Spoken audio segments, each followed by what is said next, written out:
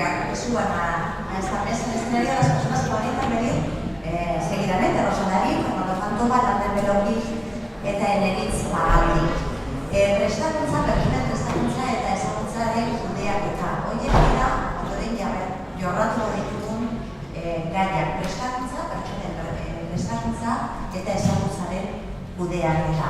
Zalantzarik ez dela, hori ere bada garrantzi horretan, aurrera egite horretan landu beharreko elementu garrantzitsua. Eta erronka hori zelan heltzen diogun, nork bere etxetik, nork bere esperientzia baloretatik, hori da ondoren aztertuko duguna. Formación de las personas y la gestión del conocimiento. Como tenemos a un decano, podríamos decir casi que ese es el tema de la lección de hoy. Veremos a ver cómo funciona el examen. Rosa David es directora financiera del grupo SSI, también es presidenta de OCECO. SSI se define como un grupo de personas que cuidan a personas, servicios sociales. Es evidente que la persona, ya desde el propio enunciado, tiene un papel fundamental y queremos saber, queremos conocer cómo gestiona la formación de las personas, la gestión del conocimiento y qué supone precisamente esa gestión en el desarrollo del proyecto empresarial. Rosa, eskerrik asko eta nahi duzunean zurea ditza.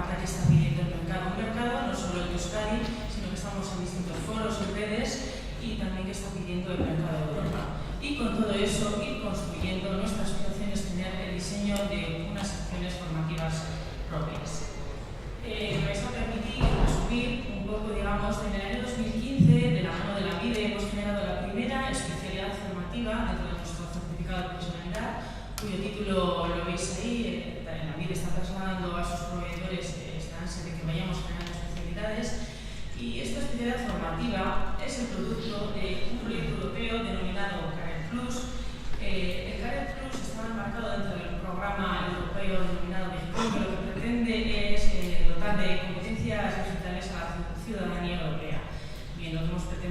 hacer es aterrizarlo a Euskadi y a los perfiles de las profesionales que tenemos, y hemos desarrollado este proyecto, desarrollo de competencias digitales para el cuidado de las personas.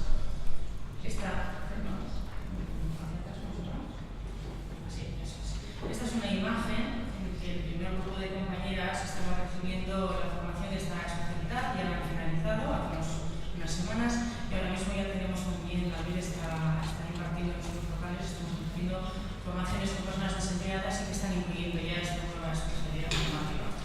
Y de la mano también de este proyecto nos ha posibilitado dotar de tablets a un equipo de trabajadoras. En concreto, hay 60 auxiliares de domicilio que directamente monitorizan los hábitos de vida de nuestras personas mayores. Este es un momento bastante importante para nosotras en el que el grupo de trabajadoras recibió las tablets. Bien, todo esto que os estoy contando está siendo posible al marco que está ofreciendo Jonkerland, la unidad de I+D+I, que es la plataforma que nos está ayudando a poder realizar todas estas cosas. ¿En qué está trabajando esta unidad de I+D+I? El modelo que tenemos de atención a las personas es un modelo que ya lleva 30 años, un modelo que entendemos que está gastando, y la realidad está cambiando. Estamos cambiando las personas, están cambiando los domicilios, la red familiar de apoyo. Vivimos más, pero vivimos con dependencia, con cronicidad, la de salud. Están entrando las nuevas tecnologías en los domicilios, la necesidad de su especialización, nos da una evidencia de ello, y la necesidad también de que otros perfiles profesionales intervengan en los domicilios. Y si os parece, vamos a intentar hacer un recorrido mirando un poco hacia atrás, porque ahí es donde está el mérito y el valor. Esta es una frase que ha ocupado nuestras paredes y nos ha acompañado durante muchos años, y que nuestra gerente anterior, María-Elisa Mendizábal, tenemos la suerte de que nos acompañe, que dice: haremos empresas potentes y tenemos personas potentes. Y bueno, creemos que hemos conseguido materializarlo, y voy a pasar a exponeroslo. Para ello nos tenemos que ir, disculpad un momentito, nos vamos a ir 10 años atrás. En el año 2006, nuestro plan de formación tenía estas acciones formativas que veis aquí, ¿no? Las personas con las que nos movíamos en el entorno de Centro. ¿Y esto es ayuda a domicilio? ¿Y esto hace la auxiliar de domicilio? Era una oferta formativa rica y llamativa, y claro, para que llegáramos aquí en el año 2006, algo tuvo que ocurrir durante los 20 años anteriores. Nacemos en diciembre del año 86 y en 1987, con su puesto, se pone manos al asunto y comienza a articular lo que tenía que ser la vida de la cooperativa, y a tomar una serie de medidas, unas directrices para dotar a esa profesión de competencias, qué se debe hacer y qué no se debe hacer. Con lo cual, buscando aquí y allí, en las primeras formaciones vemos estos cursillos, denominábamos antes, de higiene y movilización de encamados, el perfil del auxiliar de domicilio. Muy importante esta formación, qué debe hacer el auxiliar y qué no debe hacer en el domicilio, por dar una evidencia de lo que en aquellos momentos ocurría en los inicios hace 30 años. El auxiliar en el domicilio ha hecho de casi todo, y sin embargo hoy en día no tenemos ni siquiera los pliegos de condiciones para ver que son más las cosas que el auxiliar no puede hacer que las que realmente puede hacer. Y así fueron pasando los años, unas mujeres, un grupo de 500 mujeres, ávidas de tener un título, un papel que dijera somos profesionales en el cuidado de las personas. 10 años después, en el año 96, vemos entre los documentos de aquella época formaciones que no tenían este título de prevención y autoayuda, pero lo que sí había en esos momentos era la reflexión de que las formaciones más pegadas a lo cotidiano, a la profesión, ya estaban superadas y hacía falta despegar y enriquecernos con otra serie de formaciones y capacitaciones nuevas. Quiero resaltar también que en estos momentos son 500 personas que hacen la formación fuera de horas de trabajo, porque una máxima en el domicilio es no alterar a la persona que atiende al mayor para no despistarle, y son formaciones además que no son remuneradas. En aquellos momentos no existía Obetus, no había tripartita, no había nada, y todo esto sale del esfuerzo de las sociedades trabajadoras. Bien, vamos más adelante. En 1997 nos llaman del INEM de Huesca para que le realicemos las pruebas de lo que era el futuro certificado de profesionalidad. Y como nosotras éramos conocedoras del rigor y la exigencia que le habíamos imprimido a esas pruebas,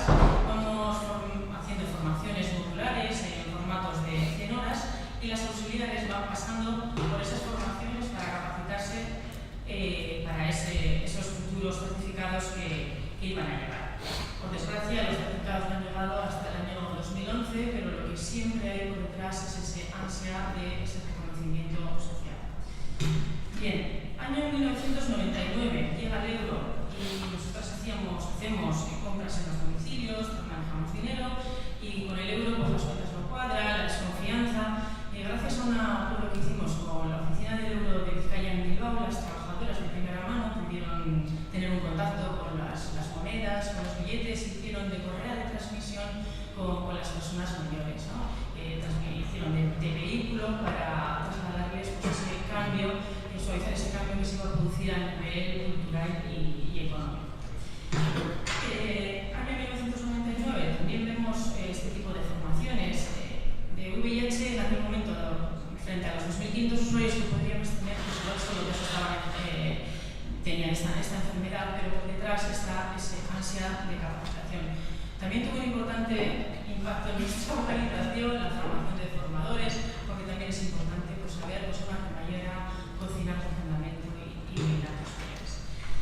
Formaciones de medio ambiente, un acuerdo con Consumo Escola también permitió. Año 2002 vemos que formaciones, temas de reciclaje, un acuerdo con, en este caso, ya me lo recuerdo, me lo he registrado. 2006 llega la capacitación tecnológica y, bueno, pues en ese momento, como veis, nos empezamos a capacitar en todos estos temas. Las tablets tardan 10 años en llegar, como veis, somos visionarias, pero bueno, es un sector que se mueve con lentitud, no a la rapidez de los sectores. Bien, ¿dónde estamos ahora? ¿Cuál es nuestro siguiente paso en la formación?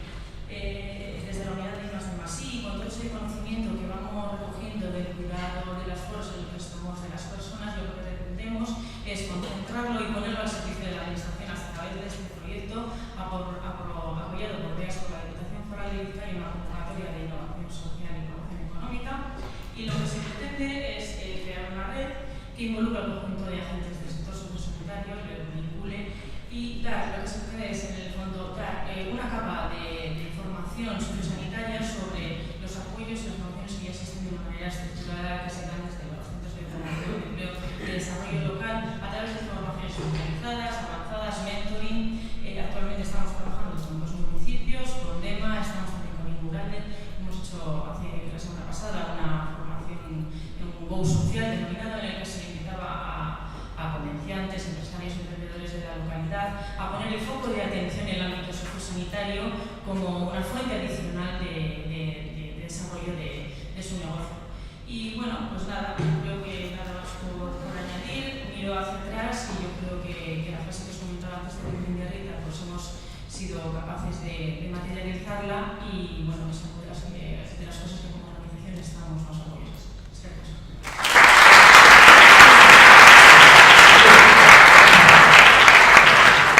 No sabe mal, tener que pedir control de tiempo. Quiero ganarlo, lógicamente, para que después podamos disfrutarlo. O sea que espero que lo comprendéis y que la siguiente no os despiste, ni lo más mínimo. Fernando Cantova, él es consultor del tercer sector. Muchas de las informes, de las reflexiones del tercer sector en los últimos tiempos ha manejado en diferentes ámbitos, han pasado por sus manos, entre otras. Nos interesa muchísimo conocer su visión sobre esta cuestión, sobre cómo la formación de las personas, la gestión del conocimiento, pueden ayudar a desarrollar todo este potencial del que estamos hablando y del que estamos intentando buscar ámbitos de aprendizaje compartido. Fernando. Buenos días.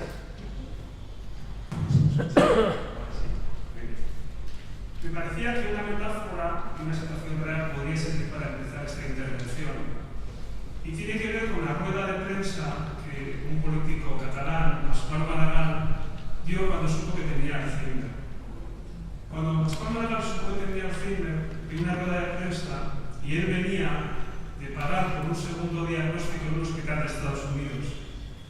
Cuando Pasqual Maragall fue a Estados Unidos y pagó por un segundo diagnóstico, trató su salud como un bien privado y lo intercambió por dinero que él tenía.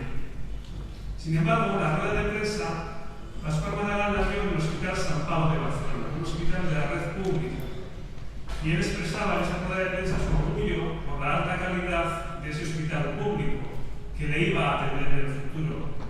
Pascual Maragall, cuando sabía y confiaba en ser atendido por el Hospital Sant Pau, trataba su salud como un bien público, sabía que se regía por el derecho, que él no iba a tener más derecho que cualquier otra persona a ser atendida en ese hospital. Pero Pascual Maragall dio la rueda de prensa junto a su esposa Diana Garrigosa, rodeado de amigas, amigos, familiares. Y es muy significativo para mí que él se sentara junto con su esposa, porque lo que nos estaba expresando seguramente era que él sabía muy bien que la calidad de vida, su calidad de vida y su salud era también un bien relacional, es decir, que iba a depender en buena medida de los lazos de confianza, de reciprocidad que él había construido con su esposa, con sus hijas, con sus amigos.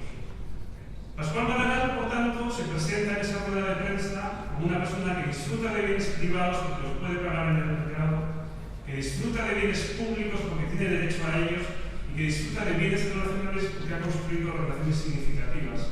Pero Pascual Maragall hace una cosa más, anuncia que va a crear una fundación, la Fundación Pascual Maragall contra la Alzheimer, que todavía existe.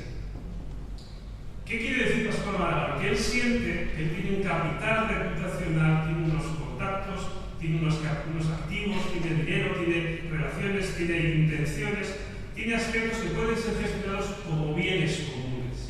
Por tanto, no son bienes públicos porque no tenemos derecho a ellos, no son bienes privados porque no los podemos comprar y vender en el mercado, no son bienes relacionales porque no se disfrutan en las redes primarias, son bienes comunes.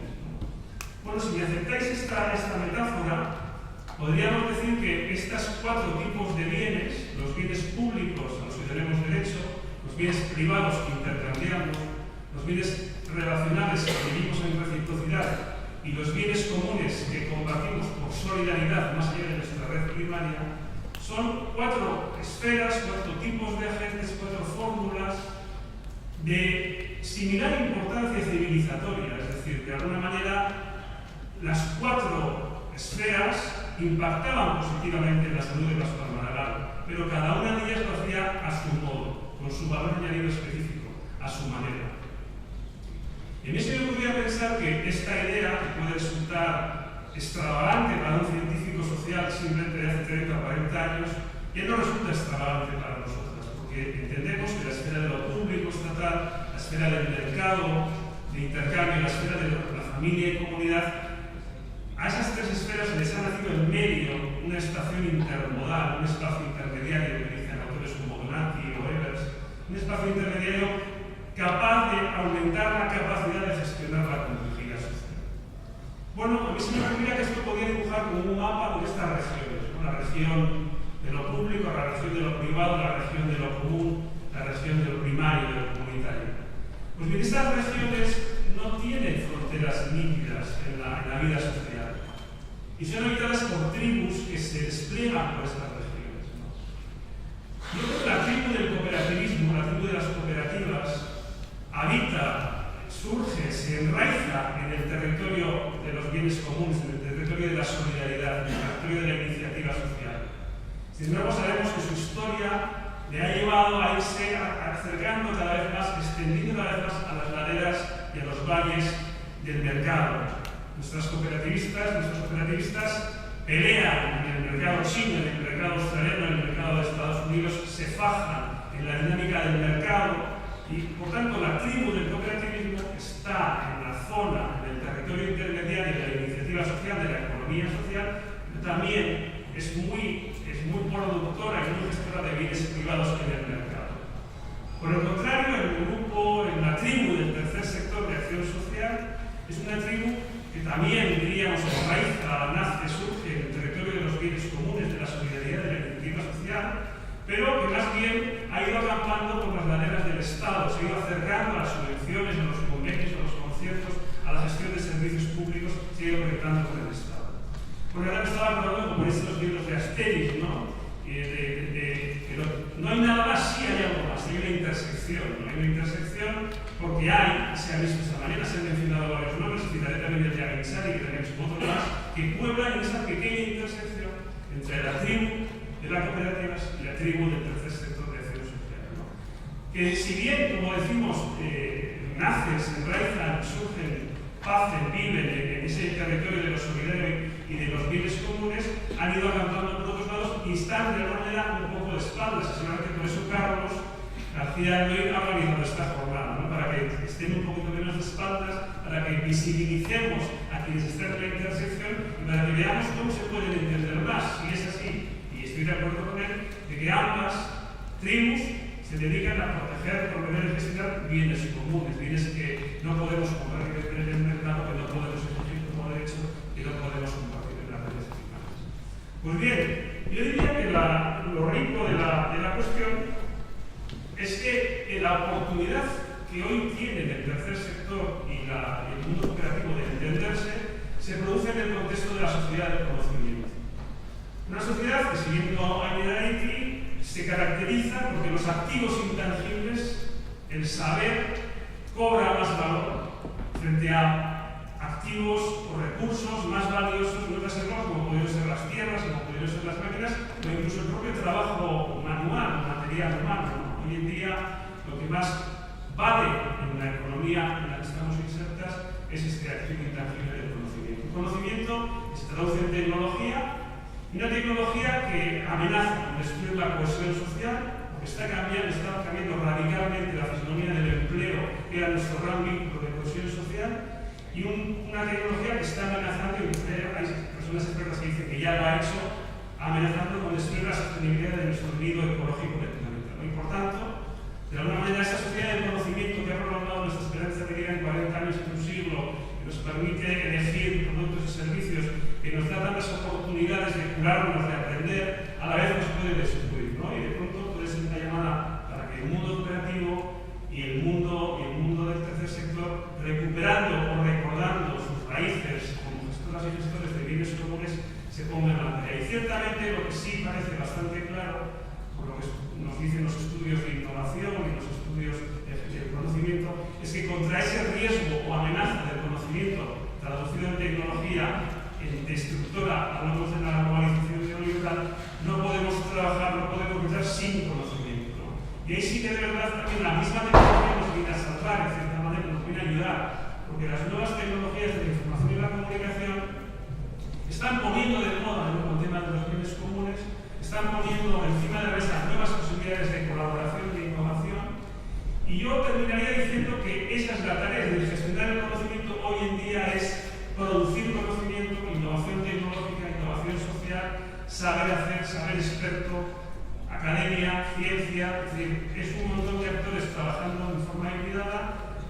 La tribu de las cooperativas nos va a traer noticias del mundo del mercado y de las dinámicas de gestión del conocimiento más traccionadas por la demanda. El mundo del tercer sector va a ser más sensible a las políticas públicas imprescindibles para la I+D+I. Yo terminaría diciendo que estas dos tribus necesitan de otra tercera tribu, necesitan de una tribu que ha surgido en los últimos años, de la tribu de los bancos del tiempo, de la economía colaborativa, de la autogestión solidaria del 15M, de nuevos brotes de iniciativa social que nos vienen a renovar, es decir, en nuestra tierra de los bienes comunes, las viejas cooperativas y las viejas organizaciones del tercer sector tienen que mirar a nuevas realidades sociales para hibridando conocimientos y generando nuevas formas de construir conocimiento, pues están a la altura de este reto sistémico y civilizatorio que tenemos por delante. Muchas gracias.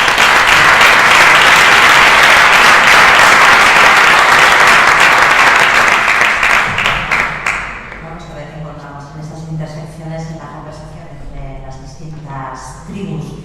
Una, por respeto, que se lo he citado a la academia, Lander Belorri forma parte de esta tribu, que se llama la empresa INSA, una universidad, y podríamos decir que sí por alusiones, pero no, por muchos más motivos. Estaríamos encantados de saber cómo observa esta cuestión la formación de las personas que acceden del conocimiento de esta empresa INSA. Eskerrik asko egunotan hori, eskerrik asko Alekora Guni, montolatzeagatik eta espaziotxua emateagatik. En mi breve intervención, más que describir lo que desde la universidad venimos haciendo, nos gustaría más compartir una serie de ideas relacionadas con lo que desde la universidad se podría contribuir estudio que estamos contribuyendo desde la perspectiva del desarrollo de la economía social, el cooperativismo y otras formas de hacer empresa y crear valor.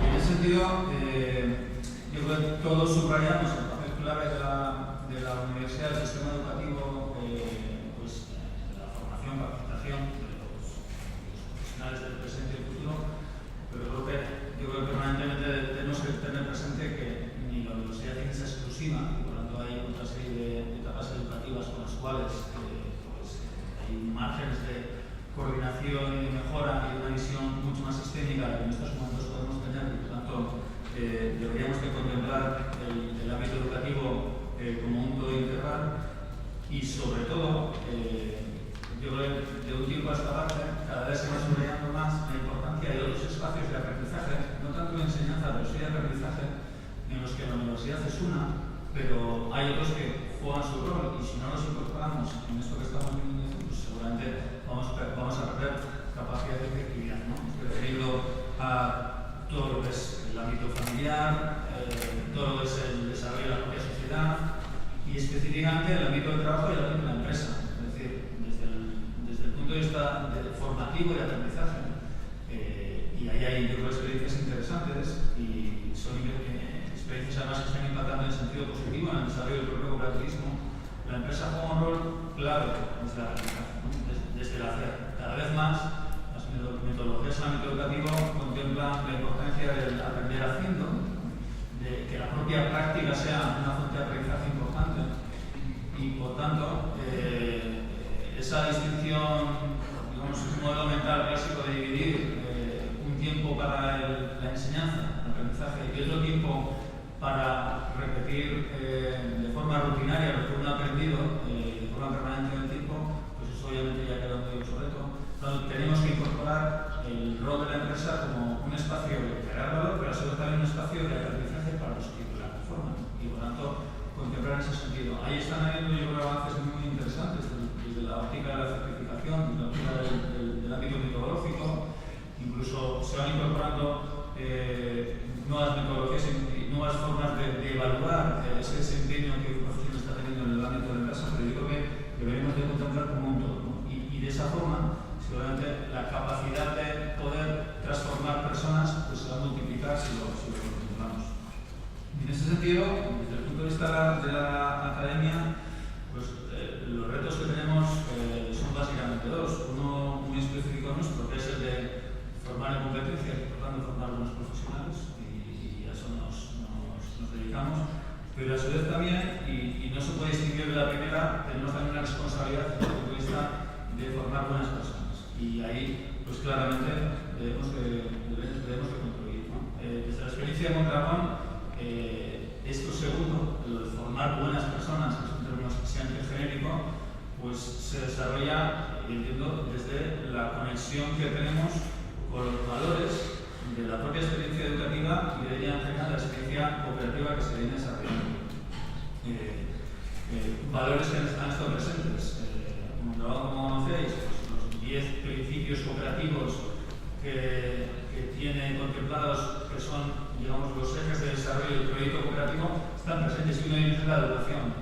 Y el hecho de tener presente el ámbito educativo como algo clave de desarrollo para el futuro de la corporación, no para el futuro de la formación, que también, sino para el futuro de la propia corporación y el ámbito cooperativo, pues ha sido clave. Y otro principio cooperativo también que apela directamente a los valores cooperativos es el de la intercooperación. Yo creo que a día de hoy la Universidad de Mondragón nos explica sin esos dos elementos, ¿no? El hecho de que la educación haya sido un principio que ha estado en la práctica diaria del desarrollo del mundo cooperativo, y que a su vez la intercooperación haya posibilitado que parte de los recursos generados por las cooperativas se destinen a reforzar ese principio de la educación. Digo, esos elementos son pilares. Y a su vez, yo creo que la universidad se entiende dentro del ámbito cooperativo por los nexos de unión que tiene con sus principios. A su vez también se entiende porque la propia universidad practica el cooperativismo desde su identidad. Es decir, la universidad es una cooperativa de cooperativas, y por tanto, desde la dinámica, desde la gobernanza, desde los procesos, desde lo relacional, pues el hecho cooperativo está presente, ¿no?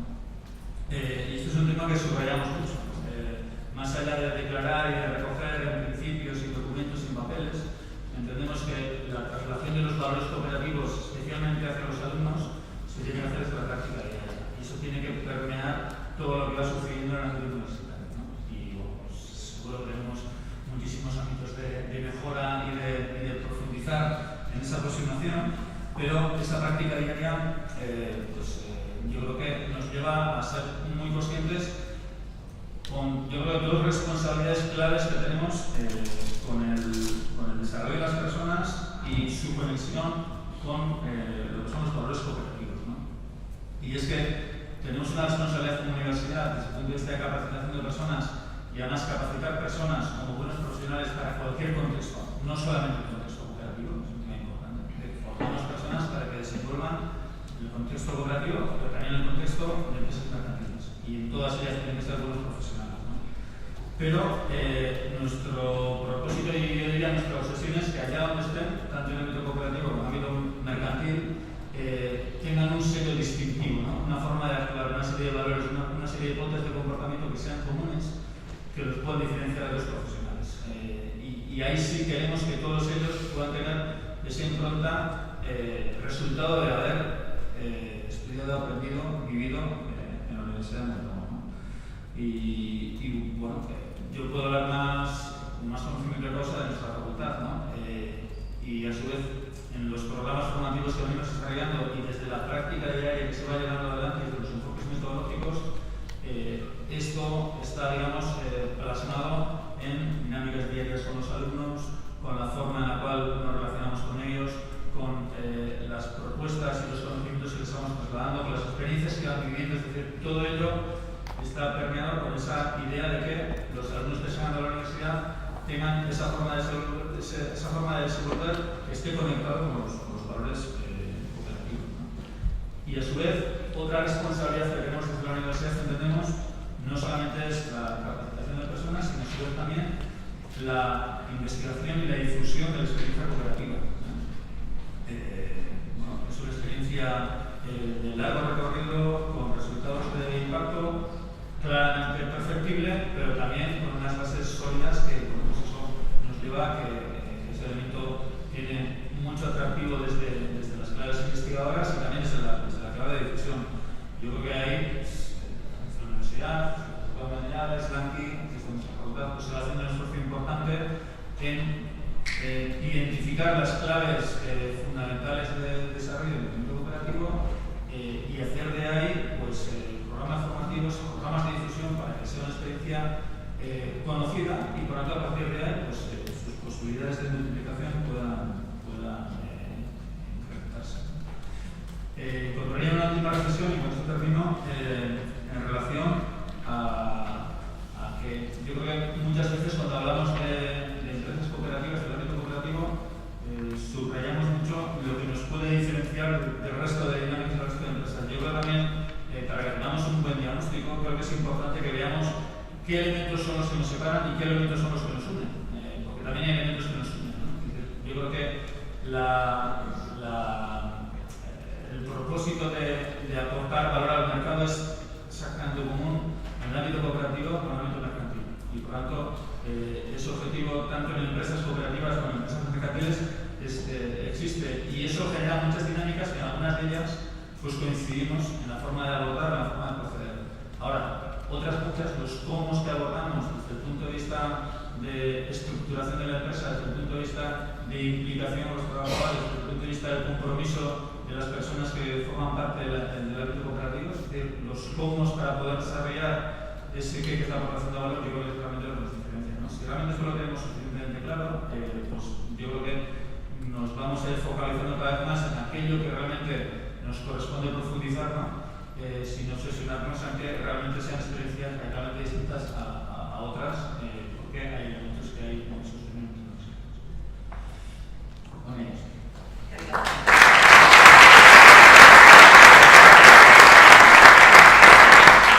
Las confluencias tenemos oportunidades a partir de ahí, como decía, seguir profundizando en muchas cuestiones que sin duda son comunes.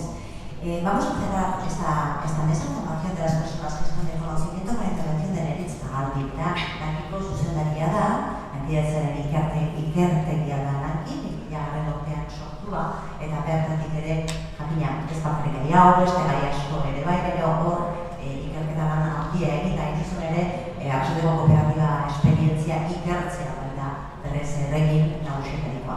Neritz? Entzuten da? Bai, oso ondo.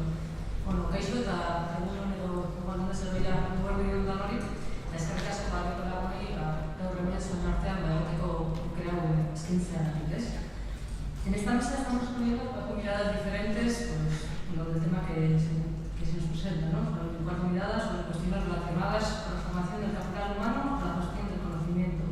Considero todas estas aportaciones interesantes, necesarias y en buena medida complementarias. Pero teniendo en cuenta un poco la trayectoria de la organización que represento, me gustaría compartir algunas ideas para situar la formación como palanca para revitalizar la identidad de una organización social, en nuestro caso de organizaciones cooperativas, pero creo que puede ser que es lo que puede ser disponible pues, en otros modelos, ¿no?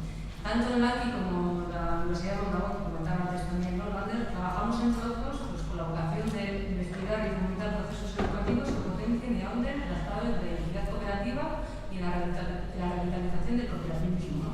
Para ello, la formación cooperativa y su investigación y desarrollo en este ámbito pues, es una de nuestras estrategias centrales pues, de nuestra actividad de trabajo, ¿no? Y me parece importante, ¿no? Teniendo un poco en cuenta que este acto también pretende cerrar los principios, ¿no? del centenario de la Mendiarrieta, pues señalar que la gestación y desarrollo de lo que es la experiencia cooperativa de Mondragón, pues, bueno, esta experiencia fue posible gracias al trabajo de siembra educativa que se hizo en sus primeros años, ¿no? Para tener una idea o un dato, para las personas que sois, pues, o para los que os resulta más desconocida la experiencia, desde la llegada de la Mendiarrieta a Mondragón hasta la puesta en marcha de la primera cooperativa pasaron 15 años, ¿no? 15 años que fueron necesarios pues, para poder generar o para poder crear las condiciones subjetivas y colectivas necesarias pues, para el desarrollo de todo lo que vino después. También me parece interesante e importante recuperar algunas ideas que tenía Irene Mendiarrieta sobre el tema de la educación o la formación, porque es verdad que tenía una visión que bueno, hoy en día puede ser más o menos aceptada, más o menos normalizada, pero que era muy avanzada pues, para la época que le tocó vivir, ¿no? Por un lado, Irene Mendiarrieta trabajó siempre para democratizar el acceso a la educación, ¿no? Y bueno, prueba de ello es que fue uno de los principales impulsores de la Escuela Politécnica, que luego es lanzamiento de la universitaria y parte también de esta casa en la que estamos hoy. Pero no solo eso, ¿no? Trabajó, se planteó siempre, impulsó siempre un modelo educativo que tenía dos vertientes. Una vertiente más técnica o profesional y también esta otra vertiente, ¿no? de formación más humana o social, ¿no? Entonces, en ese sentido, pues, me parece importante enseñar esa visión, ¿no? De una visión muy actual y muy necesaria pues, sobre lo que es la educación. Y bueno, me gustaría comentar también para situar un poco lo que voy a contaros de aquí, pues va a ser como la aportación central de esta explicación, que hace 10 años, más o menos 10 años, en el seno de Mondragón se realizó un proceso de reflexión sobre el sentido de la propia experiencia y que en esa reflexión salió a la luz un poco la necesidad de volver a los orígenes a lo que a la educación cooperativa se refiere. No tanto desde la idea de volver a interpretar, o sea, no tanto desde la idea de resucitar el viejo cooperativismo, el cooperativismo de los inicios, pero sí un poco desde la vocación de volver a interpretar los valores, ¿no? que dieron inicio a esta experiencia y también con la vocación de adecuarlos pues, a los tiempos actuales y a los retos que tenemos en la actualidad. Soy consciente de que las organizaciones que estamos aquí representadas, pues compartimos desafíos, pero también tenemos elementos que nos diferencian, pero creo a su vez que uno de los puntos que nos une es que cualquier experiencia o grupo de experiencias que pretenda proponer algo distinto a lo establecido está obligada, no sé, a generar y alimentar una identidad propia que dé sentido a lo que hace y que además ayuda o contribuya a reforzar la eficacia pues, de las organizaciones, ¿no? Entonces, por todo lo dicho hasta ahora, pues, me gustaría compartir con vosotros algunas claves que hemos ido nosotros identificando en estos procesos de formación cooperativa que venimos desarrollando en el seno de las cooperativas de Mondragón pues, en los últimos 8 años, ¿no? Hemos tenido la suerte de compartir espacios de reflexión y debate con más de 8.000 cooperativistas, ¿no? de Euskal principalmente, otros también igual a nivel de Estado, y creo que bueno, pues desde ahí se pueden convertir algunas ideas que espero que sirvan de referencia a otros y también, bueno, también de vuelta relacionamos con algunas ideas que pueden aportar a nuestros procesos, a nuestros propios procesos. Decía antes yo, y también ha parecido haber unas más específicas sobre este tema, que bueno, tanto la economía social como la economía solidaria se enfrenta a retos muy importantes. Y yo creo que a la hora de encarar esos retos, tener una identidad propia, tener una identidad propia pues es un elemento diferenciador, ¿no? Que nos puede ayudar a reforzar un poco no solo el sentido de pertenencia de las personas que son parte de esa entidad, tampoco solo, ¿no? O sea, tampoco se contribuye también, de cierta forma, ¿no? A un poco a la identificación, al compromiso de las personas de una organización, de un colectivo con la propia entidad, y además, bueno, lo decía antes también, ¿no? Creo que contribuye a generar, a crear retos socioempresariales más fuertes y más resilientes, pues para los retos que vivimos ahora, ¿no? En este mundo tan complejo y convulso. Para ello es importante definir un proceso, no sé, gradual, permanente o sistemático de educación, ¿no? No podemos conformarnos con hacer algunas formaciones o hacer algunos encuentros de vez en cuando, ¿no? Tenemos que poner en marcha estrategias de largo aliento que nos posibiliten desarrollar procesos sistemáticos, medibles, graduales, que estén insertos en el mecanismo, en el día a día de las entidades en las que estamos. Y es importante también un poco dosificar esa formación, ¿no? Dosificar esos espacios formativos, esos espacios de encuentro en función un poco del recorrido natural de las personas, de las organizaciones, y en función a su vez pues, de las necesidades y momentos de los diferentes colectivos que puede haber dentro de estas organizaciones, ¿no? En función del recorrido, por ejemplo, de los socios, en función, por ejemplo, ¿no? de los recorridos de las personas que se involucran pues, en los órganos de gestión o en los órganos sociales. En la misma dirección me parece importante trabajar o subrayar la necesidad de trabajar con mayor profundidad en las capas más comprometidas de la organización. Es decir, necesitamos generar en las organizaciones una masa crítica suficiente que esté comprometida con el proyecto de la organización, que esté comprometida con el proyecto de la cooperativa y que esté dispuesta a tirar de ese proyecto, ¿no? A traccionar ese proyecto. Y no solo eso, tenemos que buscar también espacios en los que esas personas se encuentran pues, con personas de otras organizaciones que están en situaciones similares y tienen retos similares, ¿no? Una de las cosas que se valora de forma muy positiva en los encuentros, en las formaciones que hacemos con gente de diferentes cooperativas, es eso, ¿no? El poder salir de la dinámica de cada uno, el poder salir de la dinámica del día a día y compartir con otras personas, con otros cooperativistas, los retos, los desafíos y también, ¿no? Pues las experiencias de éxito o las cosas que no funcionaban, ¿no? Entonces, en ese sentido nos parece importante tanto generar espacios internos dentro de la propia cooperativa como generar espacios externos pues, con otros agentes, con otras cooperativas o con otras organizaciones pues, con situaciones similares o retos similares. Otra idea que me gustaría compartir con vosotros hoy es que la importancia de conectar las necesidades que se detectan en las cooperativas con el potencial transformador de la estrategia educativa, ¿no? Decía antes que las estrategias educativas, que los espacios educativos tienen que servir para generar sentido, para alimentar una actitud constructiva y cooperativa, pero no solo eso, ¿no? Estos espacios nos están sirviendo las cooperativas para detectar campos de mejora y están sirviendo también para vehiculizar y acompañar procesos de cambio interno. Todo ello nos obliga un poco a plantear estas sesiones pues, de forma muy ligada a la realidad, a las necesidades concretas de cada cooperativa y muy en conexión con los procesos internos de cada una, ¿no? Y también nos obliga a plantear formas de trabajar, lo que decía antes, ¿no? de estrategias de largo plazo, de largo aliento, de abrir espacios formativos, pero también de dar seguimiento a lo que sale ahí. Una de las valoraciones que más, una de las ideas que más se repite cuando terminamos la formación cooperativa es: esto es muy interesante. De hecho, sorprende, pero muchas de las personas terminan las sesiones de formación con un sentimiento de descubrimiento y sorpresa, de la cooperativa es más de lo que yo creía, o esto también es la cooperativa y no estoy en contacto con esto en el día a día. Pero también sale una pregunta básica y muy pertinente, que dice: ¿y ahora qué? ¿No? O sea, nos hemos juntado aquí, nos hemos ilusionado, hemos compartido nuestros desafíos, estamos viendo cuáles pueden ser, ¿no? los ámbitos a mejorar, estamos incluso planteando algunas formas para mejorar, o sea, algunas formas o algunos planteamientos para mejorar, pero ¿qué pasa con esto? ¿No? Entonces, la cooperativa que se involucra en estos procesos también tiene que asumir el compromiso de recoger lo que se trabaja en esos espacios y de darle seguimiento y de darle un espacio.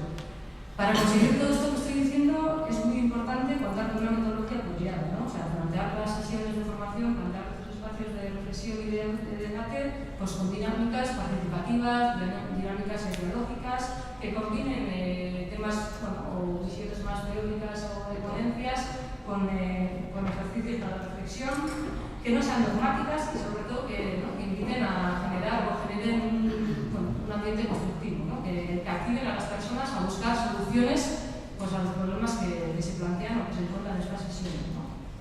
Me gustaría también reseñar la importancia de combinar estas estrategias en el ámbito educativo con otras estrategias en otros ámbitos de la cooperativa y ponerlos todos en la misma dirección. Quiero decir que es importante trabajar en el ámbito de la educación cooperativa, pero tan importante como eso es poner en marcha procesos que tengan que ver con la participación de las personas de la cooperativa.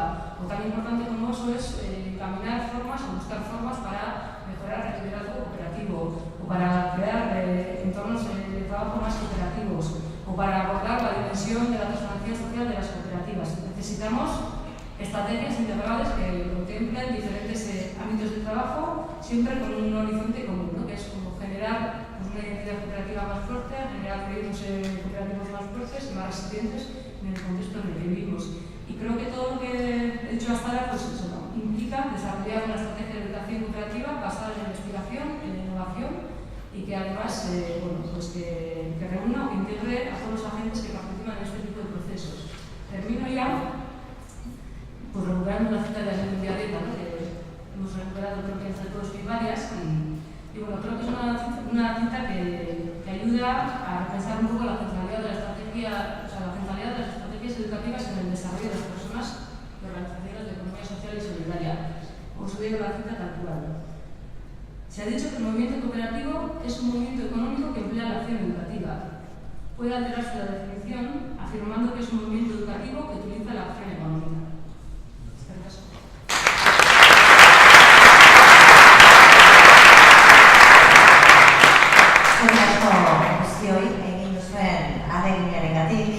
Hori esker badugu, nahi izan ezkero batera bat egiteko aukera. Que gracias al esfuerzo que han hecho los ponentes, pues tenemos unos minutos que pueden servir, si os parece, para hacer alguna pregunta, que pueden ser a las personas que están en la mesa, como pueden ser también Iñaki Vagos, González, Santiago Montibre o Carlos Vagos, que se han sentado ya, pero que no han tenido la oportunidad de la interacción. Si os apetece hacer alguna pregunta, alguna duda, alguna sugerencia, me habéis llamado y buscamos una manera de canalizarlo. Y para este momento, sí, un poco extraño que se genera entre preguntas y no preguntan, yo sí que me he quedado con una duda o con algo que me gustaría que provocar un poquito más, Fernando. Porque si son tribus, en tu exposición hablabas de las tribus, que puede ser que hayan estado un poco aparte, pero cada vez comparten territorio. Quería pedirte un poquito más y que nos ayudes a ver alguna idea que permita que se vean, se reconozcan y se establezcan procesos de conversación un poco más estructurados, tal vez, que lleven a una cosa al siguiente paso que también quería ver. Bueno, pues yo diría que sería quizás la conciencia de las amenazas precisamente de esas tecnologías, la conciencia de la magnitud del cambio de lo que estamos viviendo, la que llevaría, pues, como se ha visto también en esta mesa, a la necesidad de reunir agentes diversos, portadores unos pues, del conocimiento más académico, otros del saber hacer, otros de la innovación tecnológica, otros de la innovación social, sabiendo, cobrando conciencia cada una de las cooperativas o entidades que participan en esos procesos colaborativos, cobrando conciencia pues, de que realmente el cambio que estamos viviendo en cuestiones de empleo, de demografía, de familia, de movimientos migratorios, pues es un cambio pues, de gran escala, porque realmente son de esos cambios que pueden barrer realidades que vemos como muy consolidadas, las pueden barrer de ese mapa con rapidez. Entonces, aquellas líderes y aquellos líderes pues, más visionarios que sean capaces de ver esta dimensión estratégica de la gestión del conocimiento y de la colaboración, pues impulsarán, como se ha visto en esta mesa y en las anteriores, experiencias. Pues yo creo que las experiencias que han contado hoy no son experiencias de gente, como se dice ahora, está en su zona de confort, ¿no? Son experiencias de gente que ha salido de la zona de confort pues, para sentirse pobre con innovación, con novedades, con conocimiento, pero porque ha visto que la hora